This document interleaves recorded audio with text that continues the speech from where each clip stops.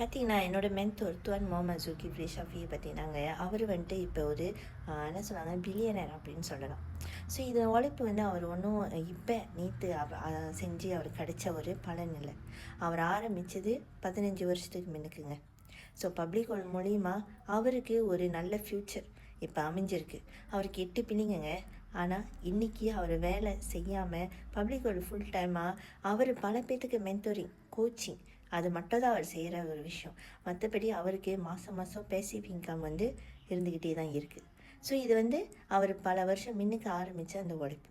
So அதே மாதிரி தாங்க நம்மளுக்கு ஒரு விஷயம் வேணும் அப்படின்னாக்கா கண்டிப்பாக அதுக்கான உழைப்பு நம்ம தாங்க போடணும். So start early.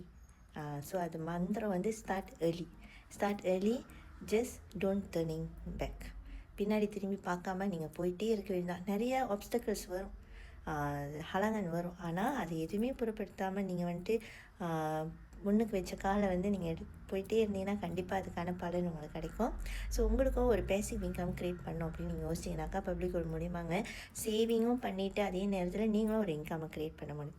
ஸோ இது இப்போ எப்படி அப்படின்னு சொல்லிட்டு உங்களுக்கு தெரியணுன்னாக்கா எனக்கு புரணம் பண்ணுங்கள், நம்பி வாங்க, சந்தோஷமாக சேவிங் பண்ணுங்கள்.